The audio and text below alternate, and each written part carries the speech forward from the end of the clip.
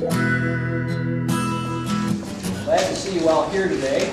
Welcome to the annual Cornerstone business meeting, election of officers, and the main event of the day, we're going to hear Mayor Tim Armstrong talk about our town, his plans for it, and he will be addressing our concerns about whatever issues we want to ask him about.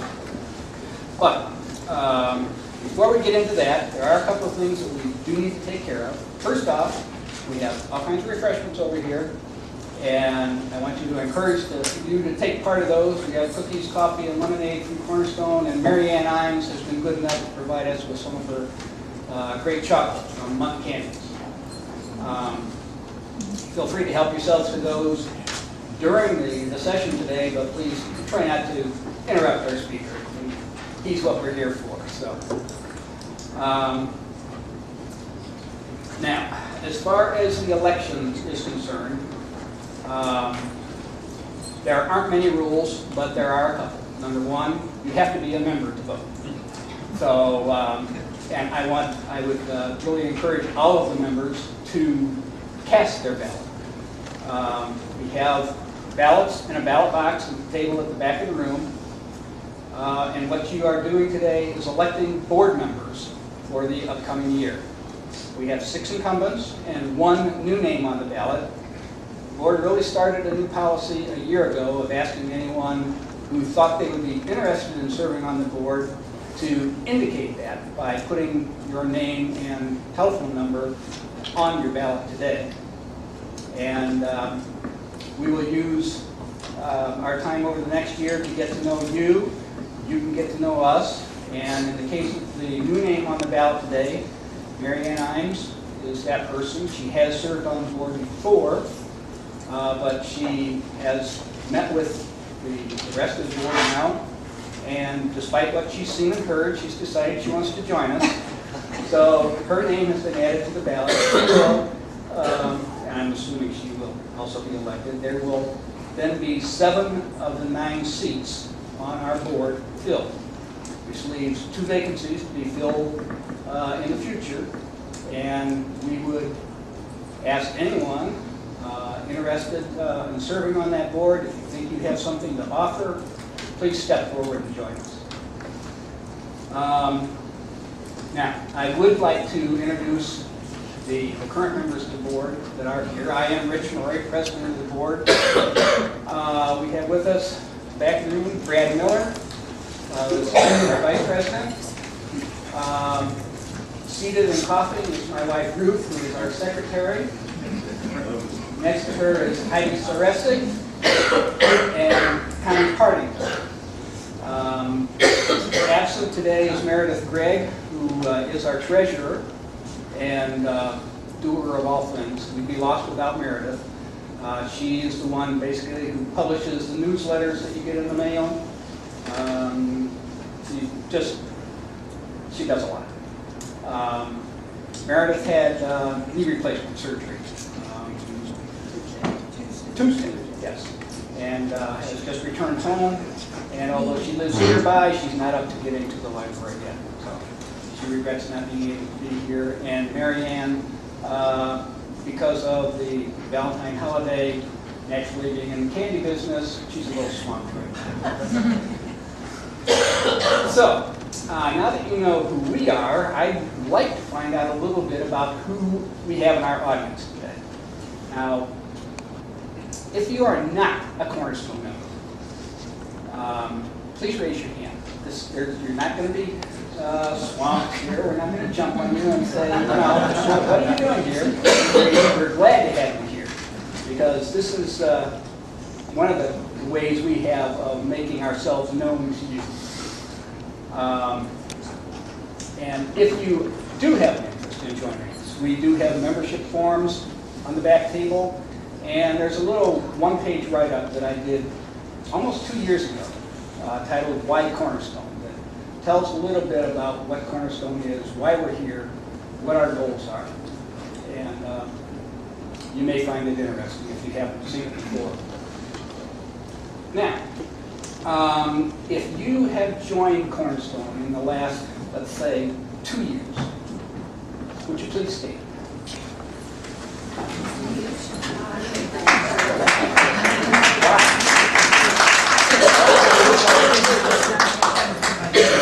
I am amazed. That's fantastic. I was expecting maybe a handful of people, and I was going to ask you to introduce yourselves so that the rest of us could get to know you. That might be asking too much. If you joined between, let's say, 2 and 10 years ago, would you please stand up? 3 and 10 years. Okay. Trailing off a little bit. Ruth and I would have to join in that group, and I think probably Connie and Heidi. Now, has anybody been a Cornerstone member more than 15 years? We were on the joint when it started. You were here when it started. That's what I wanted to hear. Okay. Would you please stand?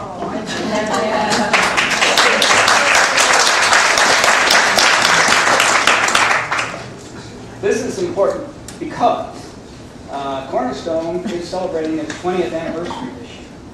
And it was people like these that got us going, and people like the rest of you who are going to have to keep it going when we move on. So thank you all very much for being a part of us. And let's keep doing the work that we've been doing. Now,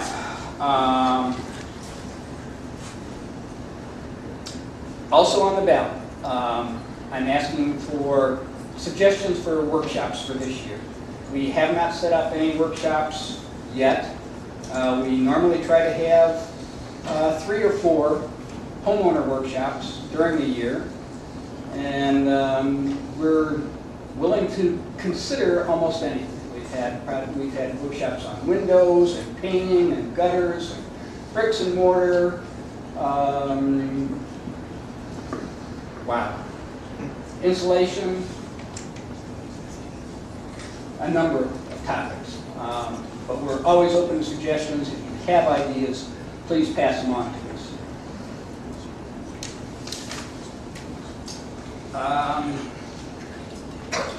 Now, a number of you may have been at this meeting a year ago, just about now, when Marsh Davis, the director of Historic Landmarks Foundation, came to town and addressed a fairly good-sized group in this room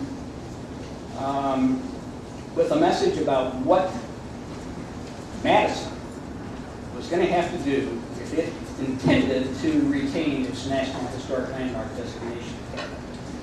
And it was at that meeting that Marsh Davis, on behalf of HLFI, pledged to make available to Cornerstone the initial funding to develop a set of design guidelines for Madison's historic district. If you haven't heard it, I'm going to tell you now that that announcement resulted in the award of a $15,000 grant to Cornerstone in September from the Ephraimson Fund, which is a Central Indiana Community Foundation fund. Central Indiana basically being Indianapolis. They were concerned about us enough up there to make these funds available to us down here to get these projects, these guidelines in place.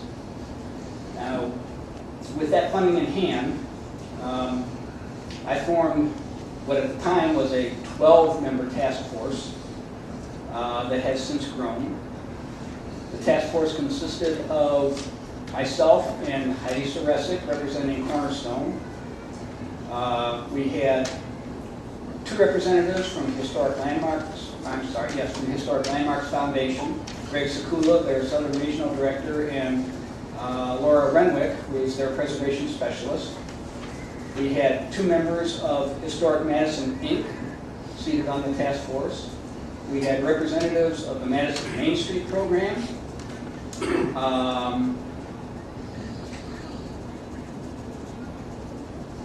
Trying to think. We then had Mayor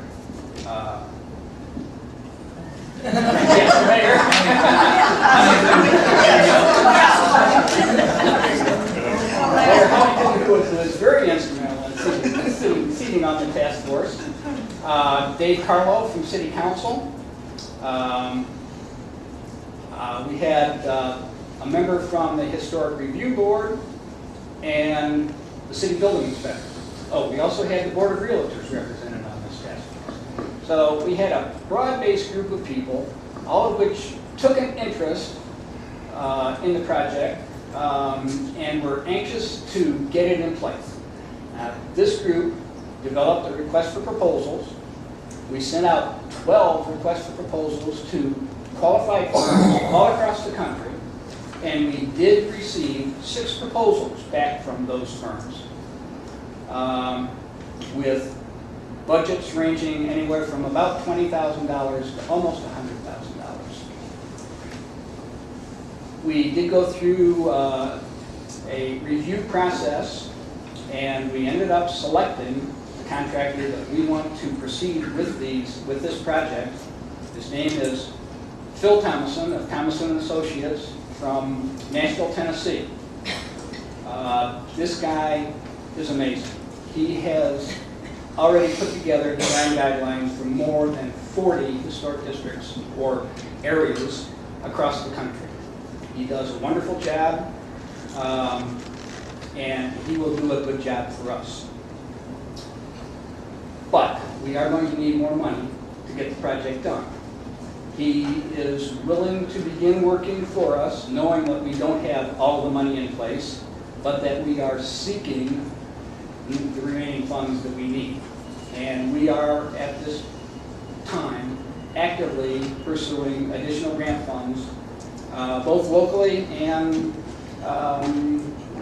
around the state and area, to come up with roughly another $25,000.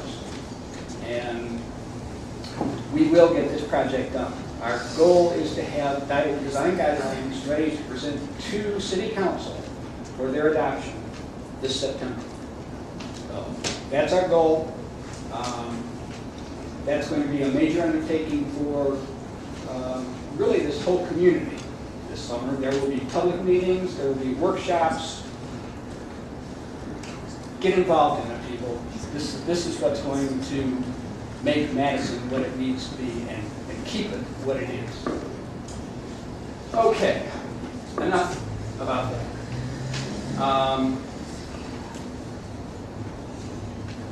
I wasn't going to give any kind of a financial report to you today, especially since Meredith isn't here, but I will give you a little bit of information that I think you deserve to know.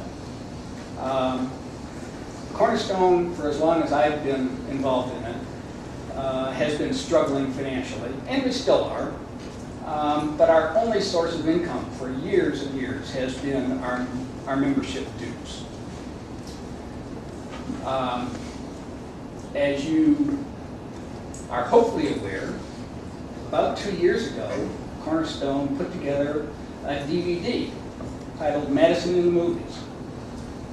We produced 1,000 copies of that DVD. They were meant to retail for, I believe it was $15, $15 to $17. We didn't get all of that out of it, obviously, but we did get a fair piece. We now have less than 10 copies of that DVD left. So if you don't have one, be on the lookout, because they're going to become hard to find. And we're talking over the possibility of ordering more, but there are a few catches in it right now that we're not sure we want to try to deal with. So what we have now may be all there is, and these could become collector items. So there you go. That was our first big attempt to raise some money so that Cornerstone could do some things in town. Last fall, Cornerstone held its first tour of historic houses on Chautauqua weekend. This was it was done on a shoestring budget, I've got to admit. but I think we did very well. The attendance did turn out to be what we had hoped for, but despite that, and I understand this is very unusual for a first-time event like this, we did make money. We had hoped to make enough money off of that event to be in a position to be able to offer homeowners in Madison who couldn't afford to do renovation projects or restoration projects on their historic houses the proper way some financial assistance. Unfortunately, it wasn't that successful. But that is still our goal. One of our goals is to be able to do that when we have enough money to make it a promising and ongoing type of program. So we will be working towards this. In fact, I've been asked to announce that two things. Our home tour will be an every other year event, and we are now looking for homes to put on our 2009 tour. If you have an interest in that, please see Brad Miller, give him your name, and we'd love to have you take part in it with us. The other thing is that Brad tells me that I can announce that during 2009, Cornerstone will be sponsoring or co-sponsoring a nationally publicized antique auction, antique show.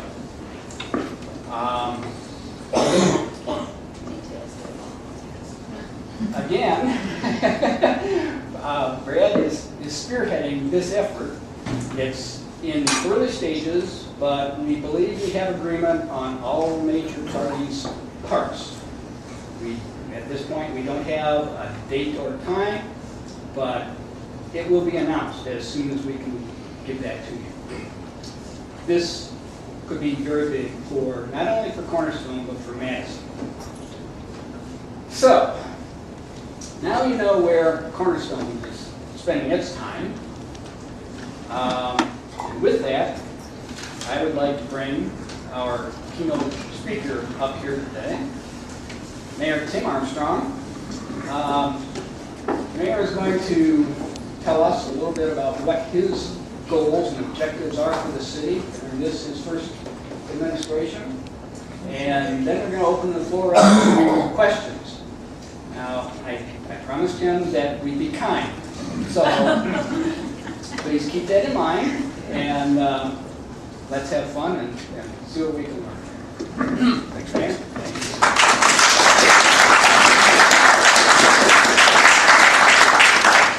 Thank you very much, Rich. I'm going to try to go without the microphone. If you can't hear me in the back, though, Bob, if you would kind of wave, and I'll try to do something a little different. As Rich said, you know, it's an honor and a pleasure for me to be here today in front of such an important group. Everything that you do to preserve our history is, you know, sometimes before I get started, I talked about it a little bit. Growing up, being born and raised here in Madison, we take for granted what we have. I grew up on the East End, just a couple blocks from where Rich lives now on Baltimore Street, and never really thought about our history and our building. It was just kind of, you know, it's Madison. That's where I'm at. That's where I was born. That's where I was raised. I didn't think about it. But then getting into the campaign process and running for mayor and starting to go door to door, I found another appreciation for our structures and what it really meant to be a Madisonian. So, you know, sometimes I get a little bit sincere. It's just a sincere honor and a pleasure for me to be in this community and be in front of you, the people that care so much about preserving our history. So with that, I did want to introduce Andy Lytle, Special Projects Administrator. He is with me today, kind of help me out in case it gets too involved in some questions maybe I can't answer. Also, Pete Backus, our 3rd District Councilman, is here also. So we'll start with that, then we'll open up. I want to tell you a little bit about some of the goals, objectives that I had before running for mayor, and also what we're doing presently within the city, and then we'll open up to maybe some questions or concerns that you would have. When I first filed for office as mayor, I had several goals and objectives that I felt needed to be addressed. Quality of life issues and open and accessible government being at the top. Many great things have been initiated and accomplished in recent years. But as always, there is much that needs to be done. Continuing what has been done is, in a sense, leading us into our future. Economic development is vital for our community's future. We must create good-paying jobs. Our tax base depends on it, and our citizens deserve it. So we, as your city government, have put extensive time and effort into working with our local schools in an effort to help develop a skilled workforce. As you may have heard, Eli Lilly, the endowment, has given $38 million in grants for Southern Indiana, Eco 15 or Economic Opportunities 2015. Those monies will be used to educate residents in 3 primary economic growth areas: advanced manufacturing, healthcare, and hospitality/tourism. And we can get into more details with that. Basically, Jefferson County is going to get $900,000, as you may have heard. It's going to be controlled by the Community Foundation, and there'll be a committee together. We're working with MidCorp, our local economic development corporation, the school system, to find a way to best utilize that money to educate a workforce. Additionally, we've been in constant contact with the state of Kentucky, the state of Indiana, establishing relationships that are necessary to see that a replacement bridge is constructed. This too is essential for our economic development plan as well. Also, getting truck traffic off of Main Street to preserve our historic structures is very important. And we can talk a little bit more about the bridge. I'm sure you saw in the paper, there was an article, I believe, 2 Saturdays ago, and then Corey Murphy with MidCorp spoke at the city council meeting last Tuesday, a little bit about the meetings that has been taking place. Some of the attitudes and feelings about the bridge is, we're going to talk about that again. It's been so many years, it's never going to happen. Well, we've got to keep pushing. Because if you really think about our economy and what it did in the 90s when the bridge was shut down for rehab or 1 lane, how it affected all of us, it is truly important that we get a replacement bridge. And if we talk about the replacement bridge, we're really stressing a replacement, not a new. Even though it's a new construction, it's a replacement bridge because it's a necessity for us. Whereas if we look at Louisville, the bridge is there, it's a convenience for them. It's more of a convenience because they have existing structures that need some work, but ours, for our economy and for us to grow or for us to exist pretty much, we need a new bridge or a replacement bridge. Another goal is to bring all the wonderful groups and organizations that serve our community under one umbrella. Just like Cornerstone and Historic Madison and Main Street. All these organizations are great. We all have our own identity. We do our own thing. But I think we as a city need to take the lead and not take the identity or the original purpose or function away, but to bring groups together so that we're working to develop a strategic plan for the entire community. I think that is very important for us to do that because I think that we get more done when we work together as one rather than separate entities. And also that we want to eliminate some of the duplication.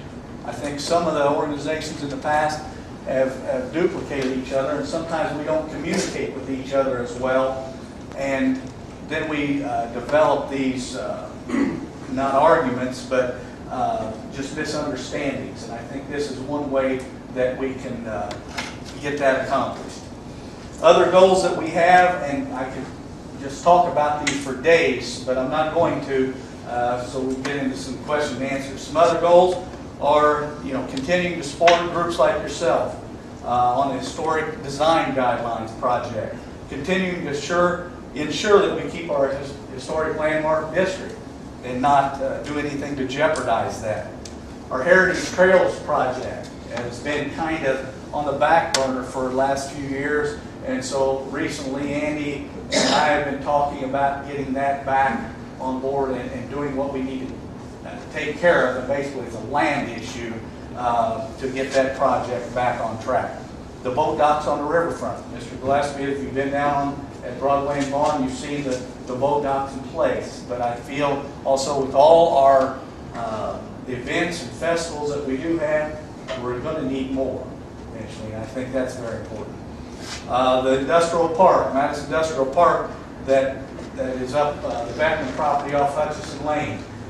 It's shovel ready, but there are still more things that need to be tended to. There was a house and barn on the property that it wasn't really discussed prior about what to do with that. And for us to market that property to attract some business or industry to that, we want to get it as much developed as we can as our city. So recently, as of Friday, the house and barn are demolished. They're gone off that property. We're also in the process with Midcorps and the TIF board working on getting the water and sewer lines in place to make it more attractive. Because right now, that is one of 30 shovel-ready sites in the state of Indiana. So I think it's very important and would benefit us more to attract some business or industry to get that ready to market a little bit better. Senior Citizen Center / Community Center, something the prior administration had talked about and was working towards. Senior citizens are very dear to my heart. I've been down on Friday nights, and if you don't go down on Friday nights to some of the dances, it's pretty actually a good time. I'm not a big dancer by any means, but as I said before, you don't tell those ladies no that you're not going to dance because they drag you out there anyway. But their building right now is not up to par as what I would say they need for quality years for the rest of their life. So we're in the process of working with the Southeastern Indiana Regional Development Group on getting a grant to either renovate or remodel that existing building or build a new building / a community center. So any input that you may have, ideas, thoughts, concerns, are always welcome. So just keep that in the back of your mind.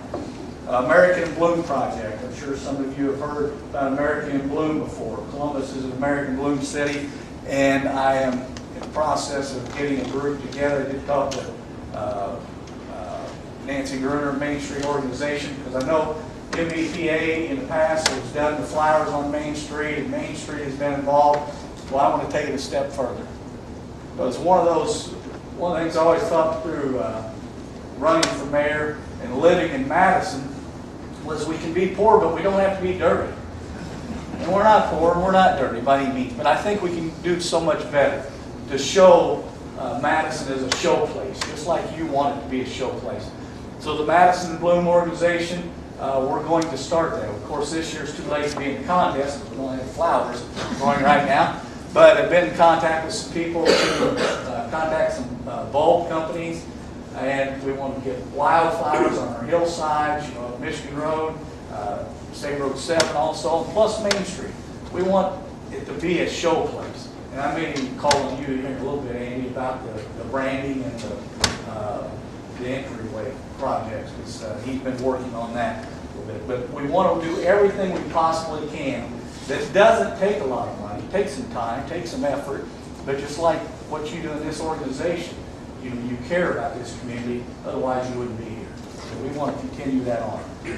Madison Art Club or Art Center. Been in contact with Bob Strasik in the back and just had an idea about City Hall. Why not show some of our local art inside our city building? So as of last week, Bob comes hauling in a bunch of paintings and art. So we are in the process of getting those up inside City Hall, and I'll continue on in just a second. The Country Club Golf Course. I don't know if you've heard or read anything about the Madison Country Club, recently purchased by American Electric Power, AEP, that owns the power plant. We've been in negotiations or talking stages of possibly leasing the golf course property from them.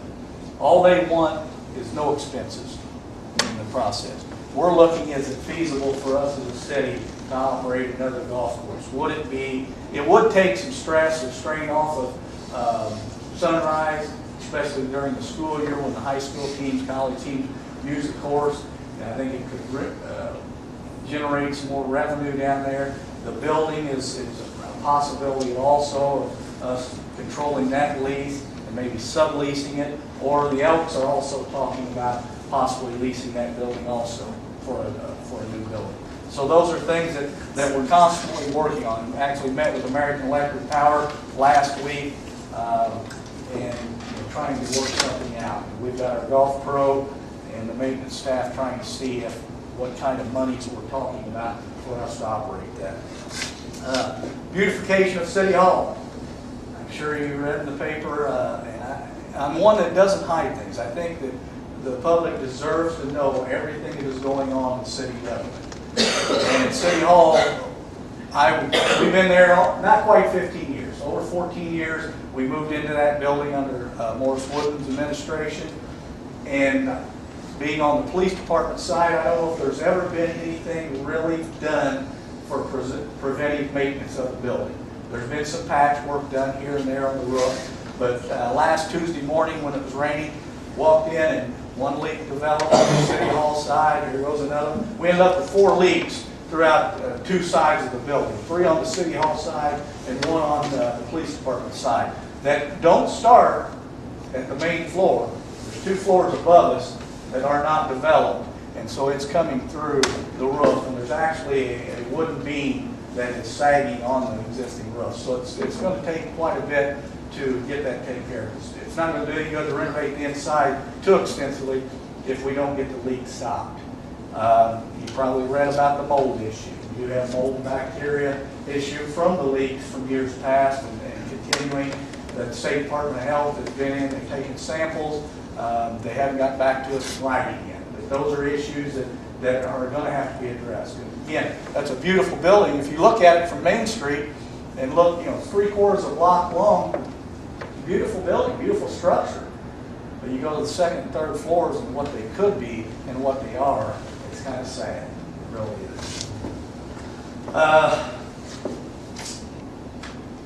Bicentennial Park and Bicentennial Celebration. Jan's here. I'm going to let her come up and talk about the celebration because she's spearheading that, doing a wonderful job. I've only been able to make 1 meeting. Jan's been to 1, and I know they're actively looking. We've got a meeting Tuesday night, is that correct? On getting some more people involved, subcommittees, and I know money and funding is always an issue with everything. But they've got a great plan of events for our bicentennial next year and the celebration, and they're doing a tremendous job. Bicentennial Park, we do have the plans or the existing plans for what that park was going to be. It is in stages. We're behind already. Stage 1, I believe, were the restrooms, and then tearing off the landscape. Well, as you see, the landscape is still in the same shape, and the restrooms aren't in place. Of course, they came in quite a lot of money, quite a bit of money, I should say, for the restrooms. So, but we are continually looking for that. I know the other plans had apartments or condominiums at the top of the hill there. Unless somebody twists my arm and tells me I'm totally wrong, I'm not for housing in that area. I think it should be a park for the community and for the city to enjoy. I know why, because the funding is a way to generate some funds to get it developed. I understand that, but I think we can get together in the community and find out a better way to fund the project for years to go on. Those are some of the projects that are in place. Riverfront Development Project, I don't want to forget that. If you saw the paper here a week or so ago, it has been approved by NDOT to the continuation on the west end of Vaughn Drive for the walkway and also the east end. We're planning on, according to the engineering firm, May letting or bidding process and probably construction sometime around August. So I think that's something that shows the progress, and we're continuing to make Madison, the riverfront, downtown be more beautiful working that. At this time, I'll go ahead and open it up to some questions. There are some other projects that I'll address as we go, but I thought I'd go ahead and open it up some questions so we don't duplicate, because I think some of it may be duplicated. So those are just some of the things, like I said, that are ongoing within the city. We're open to any suggestions, comments, concerns. So we'll just open it up if you have something. Yes, sir. When you mentioned about trying to avoid truck traffic on Main Street, and then send them up the hill on 421, is that the idea? Yeah, that's the idea behind it. In fact, I know the drawings for the bridge are, I think initially there were 5 different routes on the new bridge. I don't think it's in concrete where the replacement bridge would be, but I would say it's going to route to the east of downtown Madison. At least that's what we hope. But also, if we could get it accomplished right now, it would be nice to send them up 421 as it is, to keep them out of downtown Madison. But yeah, it'd be a route all the truck traffic away from downtown. Yes, ma'am. As you know, Walnut Street is a place where we want to have walking tours because of the historic Georgetown Underground Railroad project. And I was just wondering, is that North Walnut area going to be repaved and the sidewalk to help us with walking tours in the future? That's the first I've heard about it. They did to 3rd Street. Right. I'm sure that would be a good project. It's just not knowing that much about it right now. It's something I think we need to look at. Again, I think before we get too far into it, we probably need to see, we have to act quicker than that.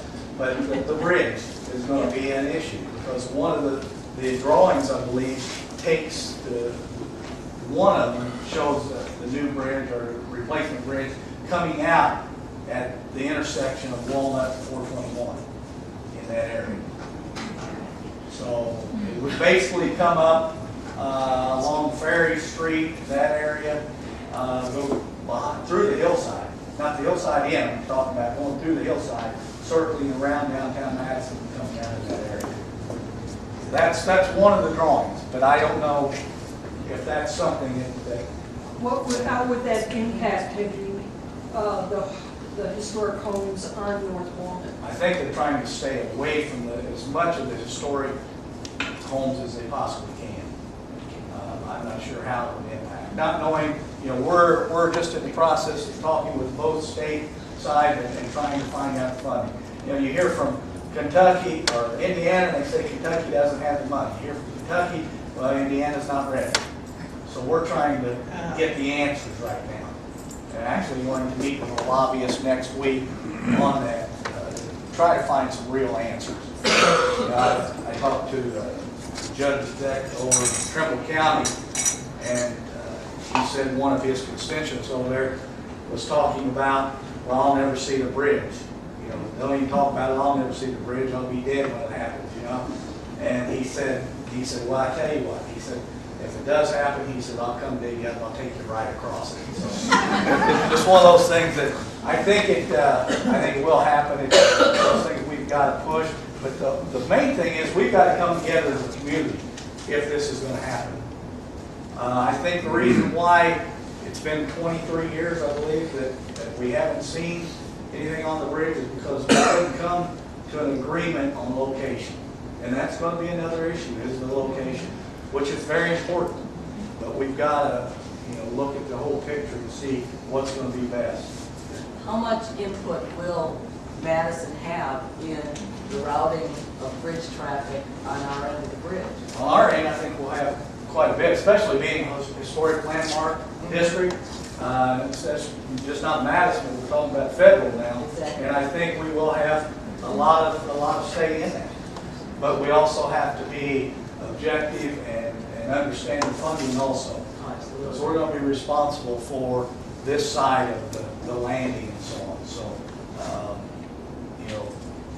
I think 421 was put there for a reason years ago, but is that the best place now?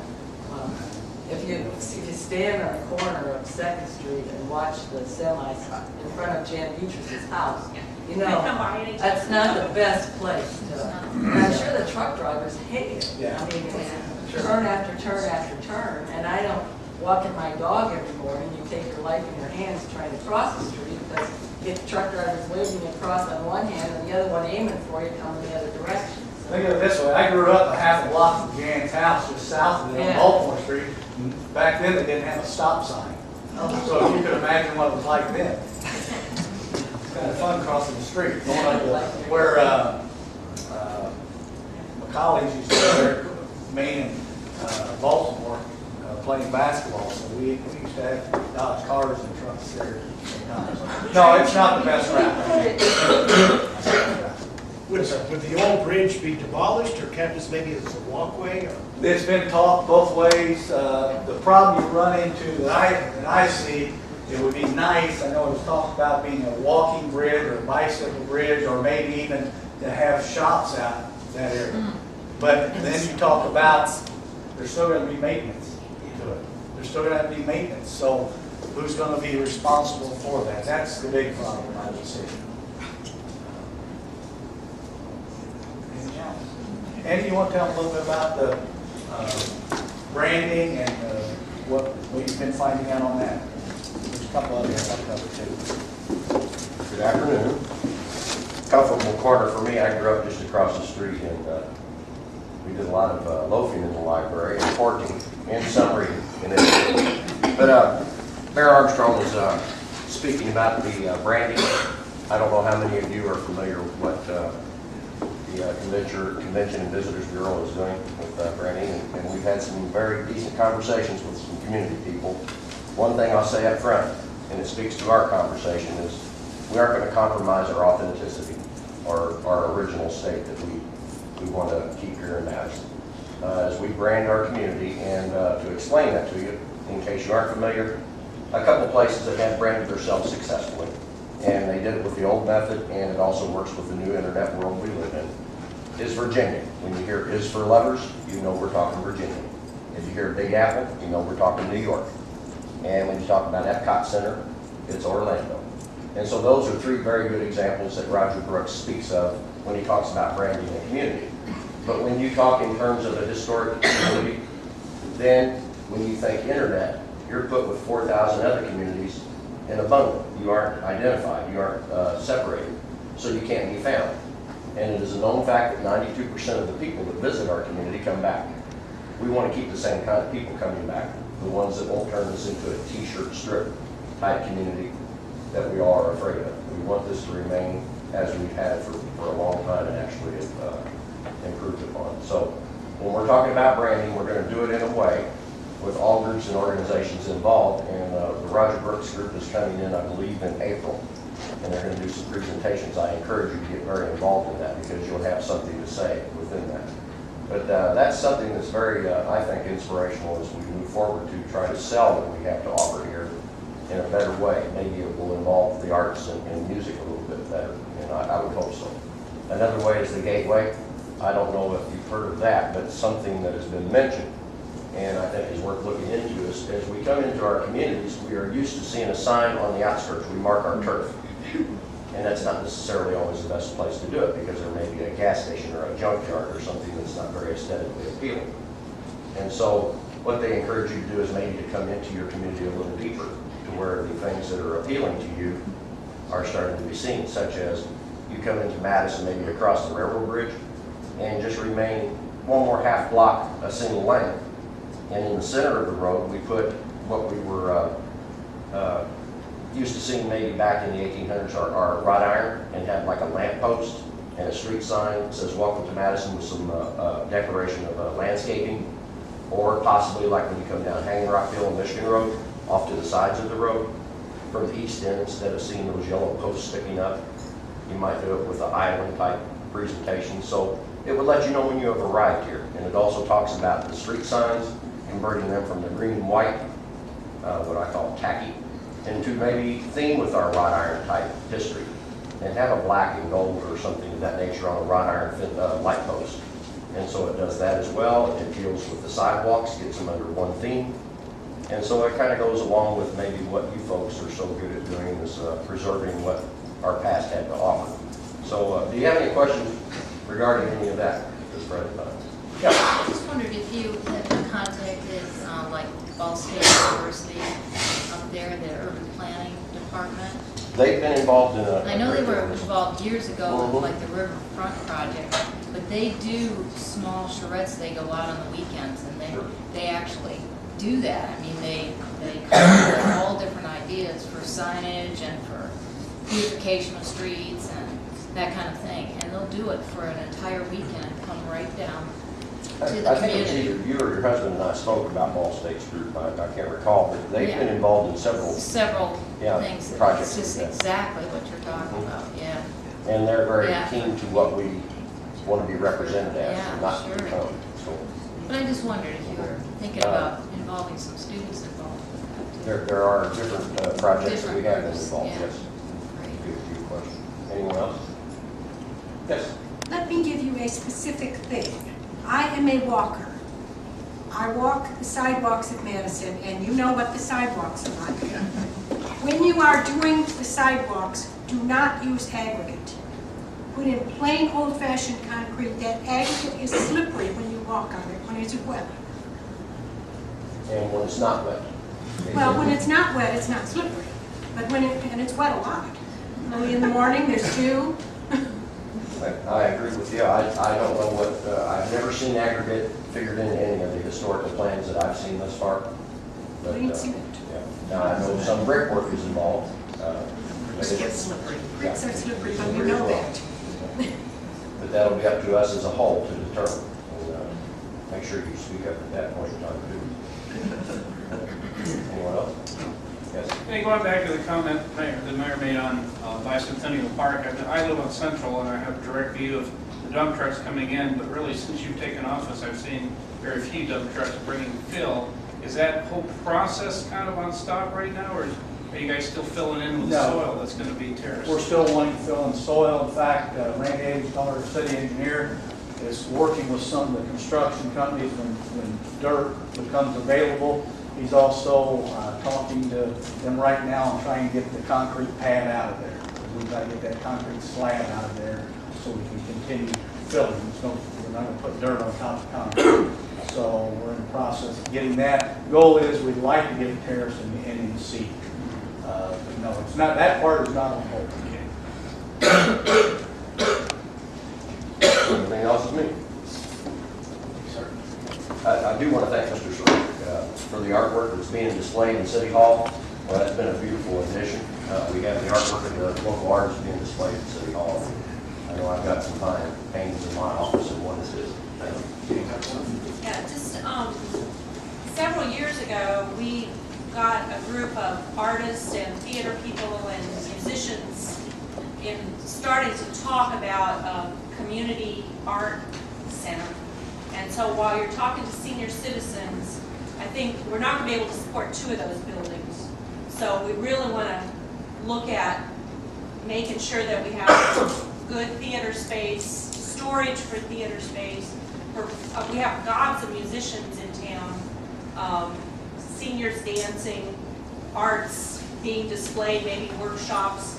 And there are some buildings in town that would be able to be rehabbed for that. So just don't let people go scattering off in different directions.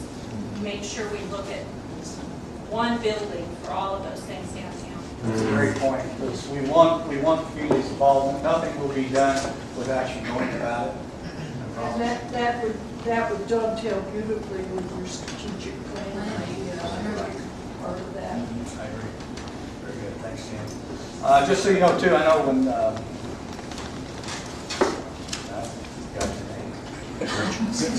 I know, I've seen him all the time, I just little brain did it. When Rich was talking about your projects coming up, your workshops and so on, I think, did I mention to you about TV 15? Our local cable channel, we've talked to them about they're wanting to do more in the community, and I thought that would be a great time to maybe add some of your workshops to that. They can televise it, to educate some of the public, especially the locals, that maybe you know, again, growing up here, it's Madison. You know, I don't know anything about cut pointing or you know, taking care of the windows and that type of stuff. So I thought it would be a good idea. We see all these, you know, home workshops on, you know, different television channels. Why not do our own and kind of promote that way? On the sidewalks, I'm glad you brought that up. Just so you know, the city garage has recently been restructured. We had one person in control, or like the foreman of overall 21 workers out there. We split it now to where we have a foreman involved over the top of the garbage, trash, recycling, and we have another person over the top of the street, sidewalks, things like that. So it's a lot easier to manage 10 people or 11 people than it is to do that. So we're trying to work on those. The sidewalk projects, the tree projects are very important. Money is always an issue. So we've been talking about getting back and getting the sidewalks repaired before we end up in, you know, bad situations. You know, I think the city has a great plan as far as the property owner paying for the material and us doing the labor. You know, the only problem I saw the past couple of years, we've been having the jobs contracted out instead of doing them in-house. So we're in the process of hiring a couple more persons on the street department that can do more. In the wintertime, you know, do other jobs, but in the spring, summer, let's get to work on our concrete, our sidewalks to get those things taken care of. A couple other projects, or one other one that I will tell you about that's going to come out is, and it kind of goes back to when you come into Madison, what do you see? You know, we know what we have to offer here, the history, our culture, our heritage.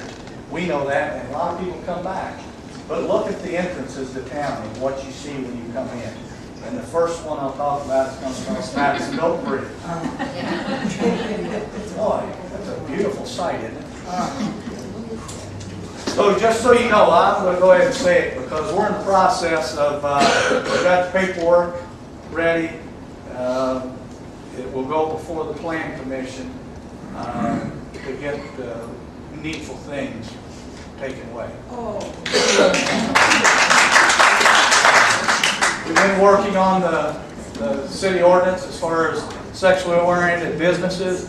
The building inspector, the police chief, assistant chief have been in the building to look at it, and it does fit our sexually oriented business ordinance, and it doesn't belong there. So those are things that I talk about. We need to have a little bit more teeth in some of the ordinances and some of the laws, and that's one of the questions I thought I would hear today. One of the questions I thought I would hear today would be, how are you going to enforce the historic guidelines in the ordinance? Well, part of my job as being the mayor is to make sure that the laws are enforced. And if it's part of the guideline, it will be enforced. So we have to work together as a community, and in fact, when the guidelines are complete and all this is done, to keep an understanding and be compassionate about some of the things that are involved with people, and but also we have to be, if we're not going to clean our own mess up, who's going to do it? If we don't care enough about ourselves and our own community, nobody else is going to do it for us. So that being said, the laws and ordinances are going to be enforced. The building inspectors they're doing a good job right now. They've been out trying to clean up certain things. The signage, the billboard below the hillside inn, the state's contacted us 2 weeks ago. It will be removed. I understand why it hasn't been. The gentleman that owned it is elderly and not in good health. I understand that, but the state's going to take it down for him. So those are type things that I think it doesn't take a lot of money. It just takes a little bit of effort and people to care about what goes on. Yes, sir. When you were talking about the sidewalk, street development, curb and gutter, I might mention, as I've talked with you personally, I had the stone curbs reset in front of my house, and with the support of Historic Madison and Cornerstone as well. And I think with that particular kind of development, if there are any possibilities of preserving those stone curbs, it would be really beneficial for the city because it really adds a great deal to its historic content. And I do remember talking to you about your area, and I know Randy Eggleston, our city engineer, is looking into that. I know that if it can be preserved, we will. Well, I noticed in other places, some of the curbs are going back into the same place, but the original stone curbs have been just dug up and tossed aside, not during your administration, but in the past. And I'm sure it's because of money. Everything, I think, revolves around money. But sometimes if we can find a way to get it done, it only makes it better for us in the long run. Well, I think that those in town that have those kind of curbs, like myself, are willing to invest quite a bit in order to preserve them, so they ought to be given the option to do that if they want to. But we've got to stay in communication, stay in contact, so we know where everyone's at. That project is ongoing, that, you know, it is being studied. The money was approved to have the engineers come down and look and do that, so make sure you stay in contact with them. There are a lot of things going on. Yes, ma'am. Well, just in a way to save money, I hope that they can look at doing sidewalks block by block and not, you know, doing one house at a time. You can get economies of scale by doing the project, and perhaps even a lot of communities fund sidewalk with a, you know, pay a part of your water and sewer bills as sidewalk maintenance amount, so that if a homeowner doesn't want to pay for it, it doesn't matter, it still gets done, because there's money there and, you know, there's a lien on the property. I mean, you need to look at all the different ways, but this idea that you only fix the sidewalk when the homeowner wants to pay for it, got to stop. That's just crazy. It's not cost effective for the city, and it certainly leads to ugly neighborhoods. Walnut Street. Walnut Street needs new sidewalk.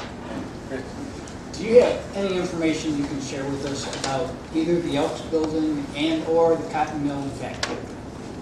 Cotton mill, I don't. It's just a concern, and I haven't seen anything going on. Haven't heard anything. So I don't know where that stands. The Elks building, as you see, the barricades are back out in front. I believe there was a contractor that was doing some work there. There's some debris that fell off the front, probably because of that, but we thought as a safety issue, they should be back out in front. I know the Elks are in the process of trying to get with the insurance company to either get the roof on it or structurally sound that way, or I don't know what's going to happen to it. I'm trying to push to get that taken care of. I do know that they're supposed to be giving me an engineering report from the city standpoint to make sure it's safe. The last thing I want is the front of that building falling out in the middle of West Street. So they're telling me it is, but we're going to need some help to get that done. I don't know if from you know, HMI or anybody, but we're going to have to get something done. We've been in contact with the Elks on that, but as far as what's going to happen to it, can't say. Yes, ma'am. I have concern about the senior citizenship. The building leaks out there the other day, and there are buckets out there. But the staff member, I understand, is being paid by lifetime, and they consider whether she's going to stay according to how many people have meals. And then that would influence the Meals on Wheels. And I would hope that that would be really looked at, because there's a few of us who got old enough to go to the senior center. Right. That is a concern. If you saw the paper here that was brought up about that, and the reason why we were trying to generate some interest to get people down there. And I think it did work last week. I think they had 15 instead of 9, so the numbers are up a little bit. But we want to continue and do what we can to ensure programs like that stay. There's no people in here to come to Tai Chi, which is an exercise program for us old people, on Wednesday and Friday at 1 o'clock. We might have to make that a city hall. You have to be a certain age. We might have to look into that. Yes, ma'am. I'd like to see an ordinance that would address health and safety issues in rental property downtown. We at least need some, if nothing, minimum health and safety requirements for people to rent an apartment. Some of the buildings, some of the apartments look just incredibly awful, and I can't imagine people having to live that way. If the city could enforce an ordinance that would at least meet minimum health and safety standards, I think it would do a lot to improve the rental property downtown. And if there's a fire in one of those, the one on 2nd Street anyway, I don't know how people are going to get out, and it's going to be awful. Would you remember to call me tomorrow and let me know which one? I'll just have the building inspector go down and look at it. Okay. Because we do, I agree, there's a way to clean up some of this. The landlord should be held responsible for maintaining the property. Because it just makes the rest of the community look bad if we don't maintain it. Anything else? Yes, sir. You mentioned clean city. How do you plan to, number one, stop people from throwing litter out, and maybe number two, people that don't throw litter, bending over and picking it up? It's very disgraceful in our town to see so much litter. I agree. As far as keeping them from going and out, you probably can't stop it except for the fact of writing tickets. And we do have ordinances as far as littering, the laws, and just enforcing, catching them is a hard thing. Only thing we could really ask is maybe the citizens, if you see something happen, get a license plate number if it's a car. Get something, report it to the police. And if it can be proven, we'll write citations. So that's the only way we can do it. We have to help each other make sure it's done, because it is our community. I know this is always a question of money, but to this gentleman's point, I think those trash containers are very attractive that you have on Main Street. Some of the the more used thoroughfares, if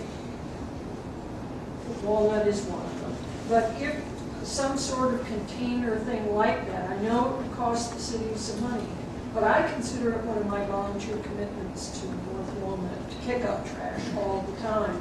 But I would think strategically placed more containers of the variant that are like on Main Street would be a great help, but I don't know if there's any money in the budget for something like that. I can tell you right now, there's no money in the budget right now, but I think that's a good point. And as areas are renovated, as areas are improved, that should be something that we can look into. So that isn't a lot of money, I think. And today, recycling. Recycling, yeah. Recycling We're trying to containers. really, and since you brought that up, we'll talk a little bit about garbage. With all the events that we have down here. Mr. Agersfeller again has been working on the garbage issue. We are trying to promote recycling more because our transfer station has been very close to operating in the red. The rates haven't been increased. As you know, Best Way is our carrier that carries everything out of there. And with gas prices, their prices are going up. We haven't changed anything, so we're in the middle of restructuring our garbage pickup to where it's going to be discussed. There's nothing going to be thrown right at you and slammed at you. It's going to be discussed on what we can do to keep, say it's a retired person living alone, not having to pay a higher rate, where we can kind of make it fair for everyone. But we do have to make some changes as far as our garbage pickup, and recycling would help. If we get more people to recycle, it'd be less that we have to have hauled out there. So just something to keep in back on. Yes, sir. One house that I lived at, the township adopted a new policy to encourage recycling. They picked up garbage every other week and recycling every week. And it was amazing how much recycling got recycled because they couldn't throw it away in the garbage. They had to recycle And it. that's what we need, because Right. we recycle all the time. We have more recycling than trash. Oh, yeah, the recycle part of it is always more than the garbage, the actual garbage part. Right. And that actually worked. Oh, you bet it did. Seeing throwing trash out on the streets, it's good point. Perhaps you might consider selling stickers for recycling to put on a garbage can. And you wouldn't have to go through the bother of bagging up all these recycles. I would gladly pay $15, $20 for a tag to put on a garbage can if I didn't have to bag it all up. I could just put it in there, Yeah. pick up the can and take it, just dump it in their truck. The The bagging is a big Because pain. the bags are plastic and that Yeah. makes sense then. Yeah. Yeah. That would make it easier. In that community where I was at, they had a green container, a yellow container, and a blue container. And they were for particular, one was for tin and aluminum, one was for glass, one was for plastic. And then they came around and this was very low tech. They had a huge horse trailer. And they had it divided into sections. And he would just dump the proper container in the proper slot. And then they would take it out and dump it at the recycling center. Now, I'm sure this time would require more than a couple of horse trailers. But, sometimes keeping it low tech sometimes works really well. Yeah, if you notice, you can always look at other communities and get ideas, and that's just like this. You have different ideas, thoughts, concerns, and that's what we have to do to make the best quality of life for all of us. So I appreciate that. Third Street, I'm sure it's a problem all over town, but I think a lot of people go down Third to avoid Main Street lights, and don't realize it's 20 miles an hour through there. They go about 40, 50 miles an hour flying down there, you're trying to get to your car. I'm sure it's the same thing in every street. I've never seen anybody right there today. I know we don't want to be unfriendly to our tourists coming into town. We have to be It's not safe. tourists, it's not tourists. We have to be safe, and it's probably not the tourists that are doing it going down Third Street. So we'll let Chief Wallace know that tomorrow, so we do extra patrol. I know the police department's working hard, are getting the image back, and they're doing a good job with that. And public safety has to be number one. And I do know we had a problem on East Main, concerned on East Main with traffic and noise, and they have been in that area watching it. Not a lot of speed, it's just loud. And so, got to try to find an answer. It's not that easy, but we'll do what we can to accommodate. So, It's still on garbage, I thought a couple weeks ago, but came across what I was told to be an ordinance for Madison. It's number 9. It says, garbage shall not be placed for collection at curbside or in any area in close proximity to curbside earlier than 6 p.m. on the day before said garbage is to be collected. And I had talked to you about a pickup truck with like an open dumpster, and it's still. I know where it's at, and I know why, but it's going to be addressed. Thank you, sir.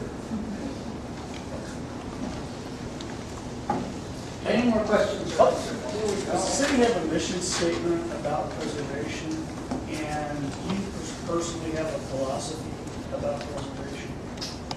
As far as mission statement, no, I do not. And as philosophy, I just think the only thing I can say, if we don't preserve our history, that's what we have, and that's all we'll ever have. People are going to come and go, jobs are going to come and go, different things will happen, but we'll always have our history. And now more than ever, I feel that we need to do what we can to preserve.